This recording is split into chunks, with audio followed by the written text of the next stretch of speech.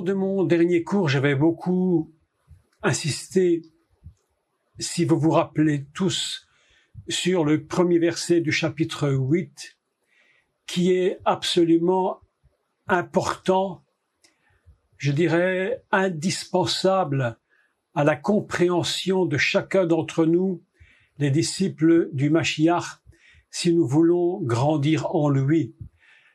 Et ce premier verset, évidemment, j'ai beaucoup insisté parce qu'il est d'une importance fondamentale et je le redis simplement, il n'y a donc maintenant aucune condamnation pour ceux qui sont en Jésus-Christ. Aujourd'hui, nous allons parler à partir du verset 12, chapitre 8, verset 12. Je voudrais donc en introduction vous donner les quelques points extrêmement importants de ce chapitre 9. J'en ai retiré 5, très importants dans l'ordre, et je vais donc essayer, tout du moins en partie, d'expliquer de quoi il s'agit. Donc le chapitre, je dis chapitre 9, c'est chapitre 8, chapitre 8. Donc dans le chapitre 8, le premier point, c'est que Paul va développer, c'est la justification. Nous avons été rendus justes. Quelles que soient les fautes qui ont été commises, il nous a rendus justes. Il nous a justifiés. Et c'est le verset 1. Il va reprendre la même idée exactement au verset 33, où il dit, écoutez bien le texte, c'est très très important, qui accusera les élus de Dieu? Je vais me permettre de rajouter un mot. Qui se permettra? Qui peut encore se permettre d'accuser les élus de Dieu? C'est Dieu qui justifie. Vous savez, lorsque on nous a parlé longuement dans les cours d'il y a déjà des mois, si pas des années, on parlait de Noach, le premier dont il est dit qu'il était rendu juste. Il était un tzaddik et il était un homme simple. Il était tzaddik vetamim, un homme simple et juste. Et qui avait jugé qu'il était juste? Dieu seul justifie. C'est lui seul qui a le pouvoir de nous rendre justes. Personne n'a le pouvoir de nous rendre justes aux yeux de Dieu, ni nous-mêmes, ni les autres. Donc, puisque c'est lui qui nous justifie, il dit qui se permettra encore aujourd'hui d'accuser les élus de Dieu. Donc ce point-là, mes amis, il est très très important parce que entre le verset 1 et le verset 33, il y a tout un développement que Paul va faire et c'est ce développement que nous allons tenter aujourd'hui ensemble de comprendre. C'est très très important. Le deuxième point se trouve au verset 15. Pour l'instant, je cite les points, puis on parlera un peu plus en détail. Au verset 15, il dit « Et vous n'avez pas reçu un esprit de servitude pour être encore dans la crainte. » Je crois qu'il faut beaucoup insister sur cela. Nous ne sommes pas esclaves. L'esclave est toujours soumis aux ordres d'un maître qui est dur. Vous vous souvenez que je vous avais parlé des deux époux, celui qui était dur et celui qui était aussi exigeant mais qui était bon. Et il dit nous sommes sous le second, donc il n'y a plus d'esprit de servitude, il n'y a pas encore une raison d'être dans la crainte. C'est le deuxième point que Paul va vraiment développer, un esprit de paix et de tranquillité. Nous n'avons plus rien à craindre. C'est très important parce que le nombre de disciples du Messie qui vivent dans la crainte, qui vivent dans la peur constamment, ils sont pris par toutes sortes de choses qu'ils entendent et créent en eux des craintes. Et la crainte produit toujours des actes. La crainte produit toujours des choses qu'il nous faut faire pour essayer de combattre la crainte. Je ne sais pas si vous avez remarqué que quelqu'un qui est pris dans la crainte essaie toujours de trouver une solution pour sortir, mais plus il craint, plus il s'enfonce dans son problème. C'est pourquoi Paul va expliquer, et c'est très important. Premier point, pas de condamnation. Deuxième point, nous ne sommes plus esclaves, nous sommes libres et nous ne sommes pas dans la crainte. Grâce à cela, quelque chose se produit. Et le troisième point que Paul va développer, c'est notre filiation. Nous sommes fils et filles de Dieu. C'est très important de comprendre. Nous sommes fils et filles de Dieu.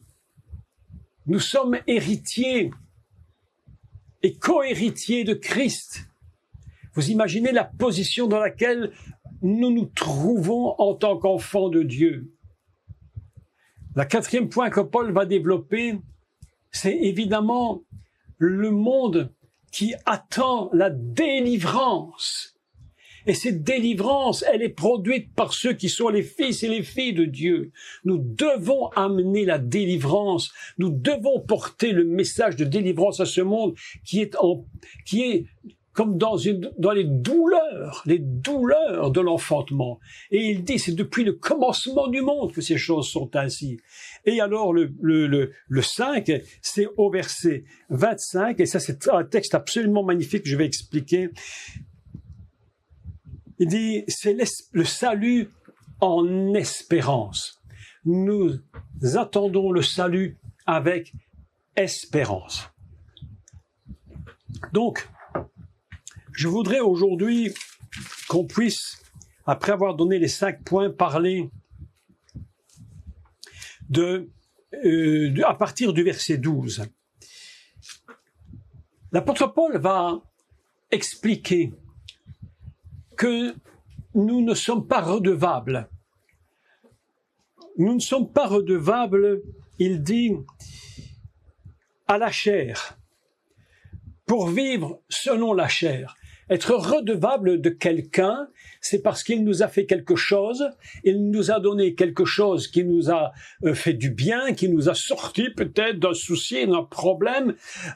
Si j'ai un souci financier, quelqu'un va me soutenir et va me donner une aide financière et à cause de ça, je lui suis redevable parce qu'il m'a apporté quelque chose qui était bon pour ma vie.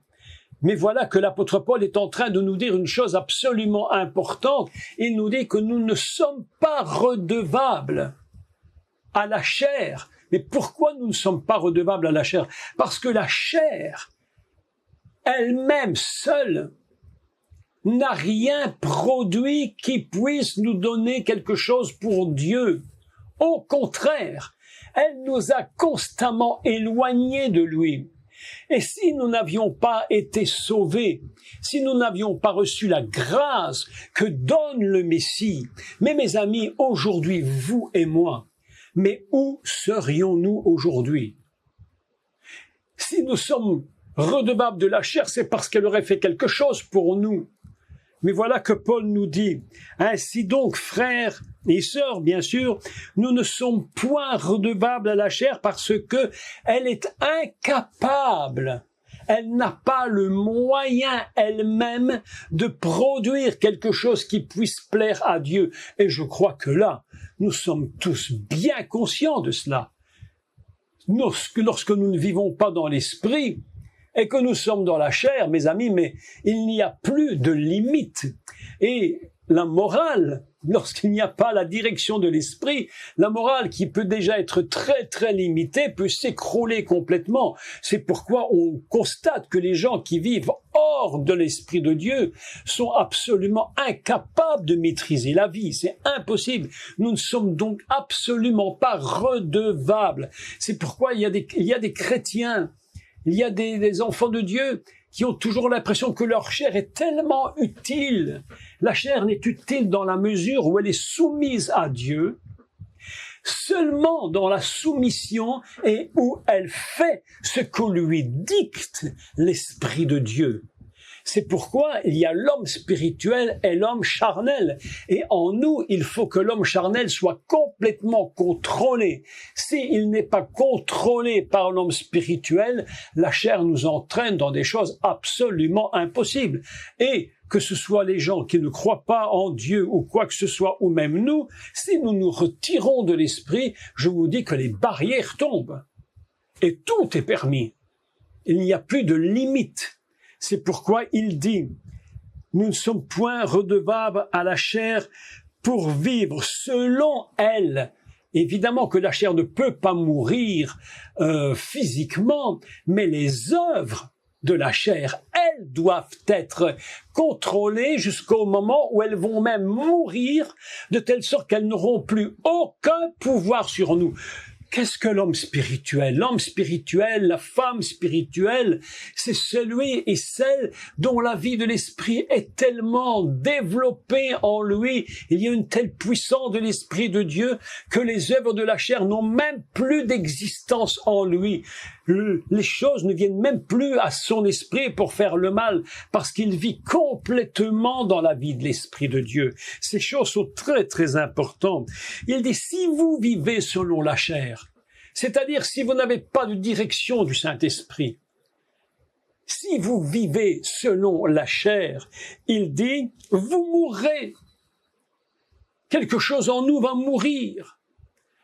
Peut-être pas physiquement, mais quelque chose en nous est mort. C'est-à-dire qu'il n'y a plus aucun moyen de contrôle. L'homme de la rue, c'est terrible à dire, mais il est mort vivant. C'est un homme qui vit et en même temps il est mort. Parce qu'il n'y a aucun contrôle. Et c'est la chair qui le pousse à tout. Et nous, les enfants de Dieu, si nous ne sommes pas dans l'esprit, Paul le dit clairement, si vous vivez selon la chair, vous mourrez.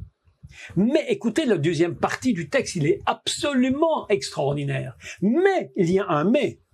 Si par l'Esprit, si par le Saint-Esprit, Dieu lui-même, écoutez le texte, il est très très puissant. Écoutez le texte, extrêmement puissant. Il dit, mais si par l'Esprit vous faites mourir, il n'a pas dit contrôler. Parce que tant qu'il y a du contrôle, ça veut dire qu'il y a encore une possibilité que ces choses agissent en nous. Mais il dit, si par l'Esprit vous faites mourir les actions, d'accord? Pas le corps, évidemment. Pas le corps, les actions du corps. Vous vivrez. C'est-à-dire que il y a en nous deux dimensions très importantes. La dimension de la chair qui toujours veut contrôler et la dimension de l'esprit.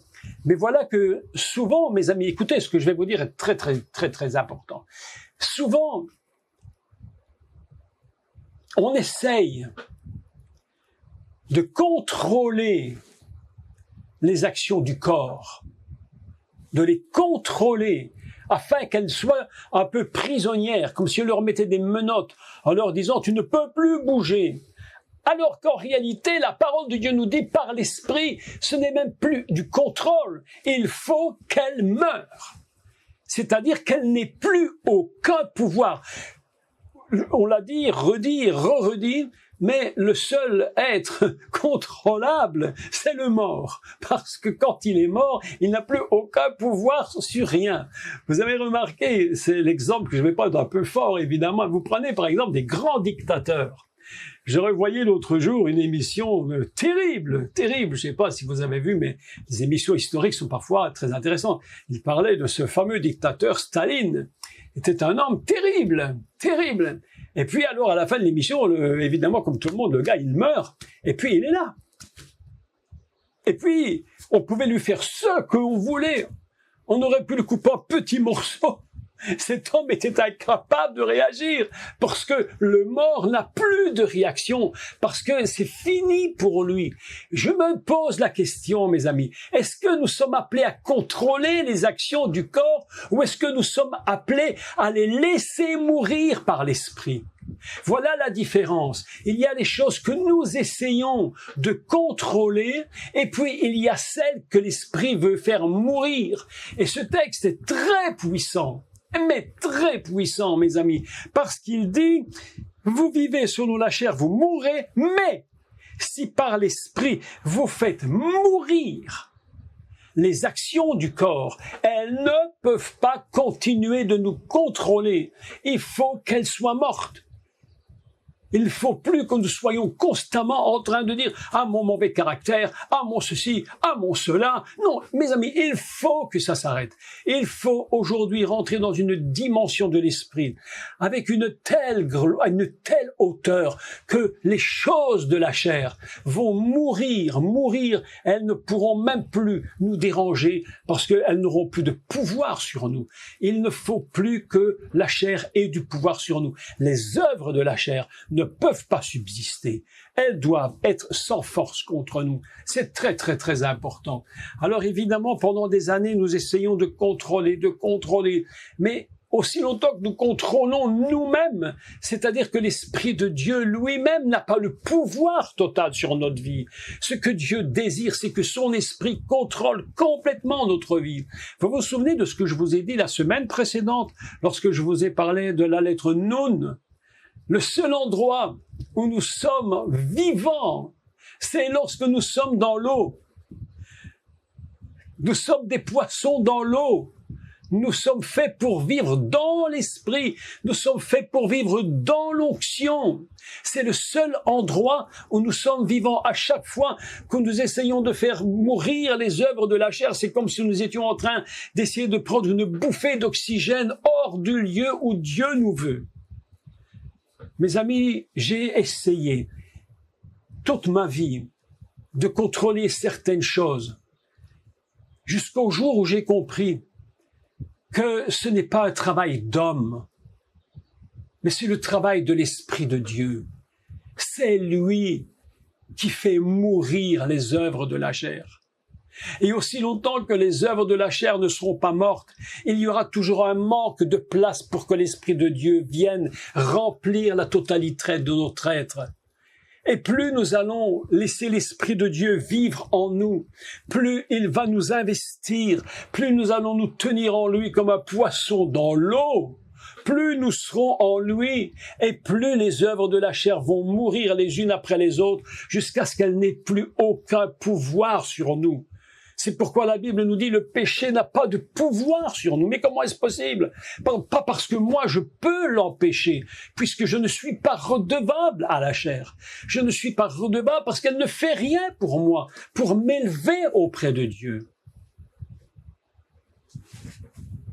Ce que je vous dis, c'est cette capacité d'élever toujours au plus haut niveau qui soit de notre capacité d'élever la puissance de Dieu. C'est lui qui nous libère. Vous pouvez essayer tout ce que vous voulez. Vous pouvez faire toutes les œuvres que vous voulez pour essayer de faire mourir les œuvres de la chair, mais vous n'y arriverez pas. Un jour ou l'autre, vous retombez dans le piège. La seule façon, c'est de nous tenir dans le lieu où Dieu nous met, c'est-à-dire dans son esprit. Et là, dans son esprit, nous nous tenons et nous laissons l'Esprit de Dieu agir en nous. Qui sera vainqueur? Qui va être vainqueur? Nous ou lui? Avec toute notre bonne volonté d'homme, toute cette volonté que nous avons de lui plaire, et c'est bien de vouloir lui plaire, si nous agissons par nous-mêmes, mes amis, nous serons toujours perdants. Toujours. Je suis en train d'élever le Saint-Esprit dans son œuvre de liberté, de libération, de guérison, d'élévation de l'homme qui s'appelle Adam et que Dieu a mis en Éden. Le but du serpent, c'était quoi? C'était de séparer cet Adam d'avec son Créateur, de le faire quitter le lieu. S'il peut quitter le lieu où Dieu l'a mis, alors le diable a gagné. Il sait qu'il a gagné parce qu'il sait très bien que par nous-mêmes, nous ne sommes pas capables. Mais beaucoup de croyants espèrent encore en eux-mêmes. Aussi longtemps que nous allons espérer en nous-mêmes, nous allons être déçus à chaque fois. L'espérance vient de Dieu. L'espérance, c'est Dieu lui-même. D'ailleurs, plus loin, il le dit. Or, l'espérance ne trompe point. Nous ne sommes pas sauvés par nos illusions. Nous ne sommes pas sauvés parce que nous avons inventé une religion. Nous ne sommes pas sauvés pour toutes ces raisons. Nous sommes sauvés en espérance par la foi en Yeshua le Mashiach. Non, ce n'est pas notre œuvre, c'est son œuvre à lui. Mes amis, aussi longtemps que nous ne comprendrons pas que c'est lui qui fait tout en nous et que nous devons nous reposer en lui, c'est pourquoi c'est très important de comprendre qu'il nous faut le laisser agir en nous. Tout ce passage, tout ce chapitre 8 est absolument important puisqu'il dit ceux qui aiment la chair s'affectionnent aux choses de la chair. Ils vont l'aimer de plus en plus. Alors ils vont à l'église le dimanche ou à la synagogue le samedi. Ils font tout leur rite et toutes leurs histoires. Mais mes amis, ce n'est pas ça la vérité. La vérité, ce n'est pas ça. Ce n'est pas nos quantités de rognons qui nous sauvent et qui nous rendent saints. C'est la puissance de l'Esprit de Dieu en nous qui agit. Si ce n'est pas lui en nous, mes amis, n'oubliez pas cette phrase. Vous n'êtes pas redevable à la chair. Pourquoi? Parce qu'elle n'a jamais rien fait pour vous qui puisse vous amener dans la présence de Dieu. Jamais elle n'a rien fait. Ce qui nous amène dans la présence de Dieu, c'est l'œuvre de l'Esprit de Dieu. C'est pourquoi le Mashiach avait dit, « Je m'en vais, mais je ne vous laisserai pas orphelins. Vous recevrez une puissance. » C'est-à-dire que c'est cette puissance-là qui nous confirme, qui va nous révéler quelque chose de très, très important. Quand j'ai relu ce texte à l'Épître aux Romains,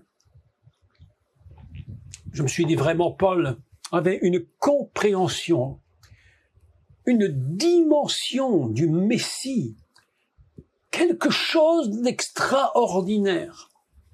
Il avait atteint un niveau de la connaissance du Mashiach surprenante. À chaque fois que je le lis, je me dis, mais ça, c'est ce qu'on appelle une véritable conversion. Passer de ce qu'il était le juif pour devenir ce qu'il est aujourd'hui. Mes amis, écoutez la suite du texte. Elle est vraiment magnifique. Car, tous ceux qui sont conduits par l'Esprit de Dieu sont fils de Dieu. Vous comprenez la puissance de cette phrase? Parce que s'il avait dit, car tous ceux qui continuent de croire, de faire des efforts, il dit non, ce n'est pas tous ceux qui essayent d'espérer, de croire qu'ils sont. Nous n'avons même pas espéré de croire. Nous sommes ce que nous sommes, mes amis. Nous sommes fils et filles de Dieu parce que nous sommes, et je l'espère, conduits par le Saint-Esprit. C'est lui qui nous conduit. C'est lui qui fait que nous sommes véritablement des enfants de Dieu. Ça, c'est quelque chose d'extraordinaire, ce puissant texte. Car tous ceux qui sont conduits, pas tous ceux qui se conduisent eux-mêmes, mais qui sont conduits par le Seigneur. Vous vous souvenez ce que je vous ai enseigné, qui était extraordinairement important, que le Mashiach Yeshua était conduit par le Saint-Esprit. Il dit, je ne fais rien, je ne fais pas même Écoutez, ce que je veux dire est peut-être un peu fou, peut-être, mais tellement vrai. C'est comme si Yeshua avait dit, je ne me fais même pas confiance à moi-même, je ne fais confiance qu'au Père et qu'à son esprit. C'est pourquoi lorsqu'il sort du désert, il dit, Yeshua revêtu du Saint-Esprit. Il est rempli de l'Esprit. Là où il va, il est conduit. J'aime le texte où il dit, Jésus, Yeshua, conduit par l'Esprit de Dieu, alla dans le désert pendant 40 jours. Est-ce que vous croyez sincèrement que 40 jours sans manger, tout le monde aime ça? C'est très compliqué. Mais il dit conduit par le Saint-Esprit. Il était conduit parce qu'il était fils. Mes amis, parce qu'il était fils. Ceux qui sont conduits, c'est ceux qui sont fils et filles de Dieu. C'est ceux-là que Dieu appelle fils et filles. Car tous ceux qui sont conduits, dont la direction, dont le chemin qu'ils prennent, ce ne sont pas des chemins d'illusion. Vous savez, parfois, je ne sais pas, mais il y a une chose qui me dérange. Pendant toutes ces années passées, j'ai entendu des choses qui sont pas totalement fausses, mais je pense qu'il y a une part qui manque. C'est quand on dit croyez dans vos rêves, croyez dans vos rêves. D'accord. Je pense qu'il y a des rêves qu'on a et on peut y croire, on va réussir certaines choses. Mais donc, quand on parle des choses de Dieu, ce n'est pas croire dans nos rêves, c'est être conduit par l'Esprit de Dieu. C'est plus que des rêves d'hommes. C'est dirigé littéralement par Dieu. Où vas-tu me conduire? Est-ce que c'est mes rêves qui font l'œuvre de Dieu ou est-ce que c'est Dieu qui fait mes rêves? Vous comprenez la différence? Est-ce que je suis en train de penser parce que Dieu me dit? Ou est-ce que moi je fais des rêves et il y a des gens qui sont des grands rêveurs, oui. Des gens qui font plein de choses. On peut créer plein de choses pour Dieu, avoir des rêves. Mais est-ce que c'est conduit par l'Esprit ou est-ce que c'est moi-même qui le fais? J'aime ce texte, car tous ceux qui sont conduits par l'Esprit, c'est incroyable ce texte, sont fils de Dieu. Mes amis, c'est très important ce texte. La question que Dieu nous pose, est-ce que tu te laisses conduire ou est-ce que c'est toi qui me dis ce que je dois faire?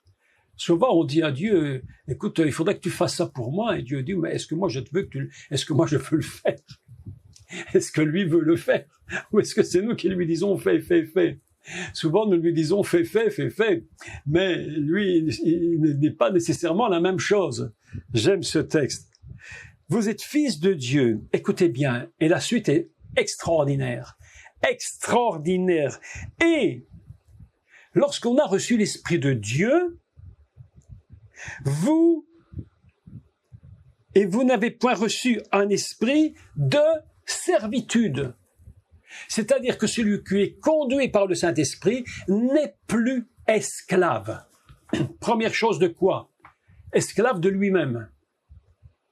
Nous ne sommes plus esclaves pour être encore dans la crainte. Le travail de l'Esprit de Dieu, c'est ça. Il nous révèle que nous ne sommes plus des esclaves. Il y a deux types de chrétiens, deux types de juifs, à mon avis. Il y a les chrétiens qui vivent en Égypte et les chrétiens qui vivent hors d'Égypte.